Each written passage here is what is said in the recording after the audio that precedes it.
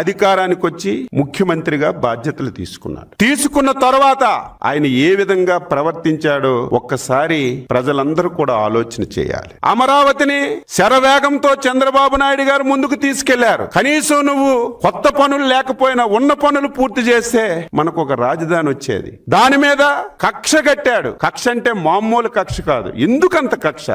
కక్షగట్టి దాని మీద ఏ విధంగా విషం చిమ్మారో నేను రోజు చెప్పవలసిన అవసరం లేదు. మీరందరూ సజీవ సాక్షులు. శ్మశానం అన్నారు, ఎడారన్నారు, ఒక జాతి గురించి ఒక కులం గురించి కడుతున్నారని ఇష్టం వచ్చినట్టుగా మాట్లాడారు. అవినీతి జరిగిందని మాట్లాడారు. కానీ ఒక్కటంటే ఒకటి నిరూపించలేక చతికిలు పడిపోయిన విషయం కూడా అందరికీ గుర్తు చేస్తున్నాను. చివరికి నేను మళ్ళీ చెప్తున్నాను, ఆ రోజు రాజశేఖర్ రెడ్డి నుంచి ఈ రోజు జగన్మోహన్ రెడ్డి వరకు వారి కుటుంబ జీవితమే అంతే.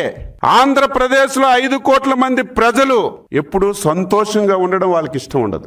ఎప్పుడు ప్రశాంతంగా జీవించడం వాళ్ళకి ఇష్టం ఉండదు. వారి జీవితమే కులాల మధ్య ప్రాంతాల మధ్య తగు పెట్టడం. 3 ప్రాంతాల మధ్య తగు పెట్టారు. కులాలను రెచ్చగొట్టారు. 3 రాజధానులని చెప్పాడు. ఉన్న రాజధానిని అందరూ కోరుకున్న రాజధాని, నువ్వు అంగీకరించిన రాజధాని, రాష్ట్రానికి సెంటర్ ప్లేస్ లో ఉన్నటువంటి రాజధాని. దీని మీద చంద్రబాబు నాయుడు మొత్తం డబ్బంతా అమరావతిలోనే పెట్టేస్తున్నాడు. రాష్ట్రంలో ఏ జిల్లాలు కూడా అభివృద్ధి జరగవని తప్పుడు ప్రచారాన్ని చేశాడు. కనీసం మీ జ్ఞానం ఉండాలి కదా.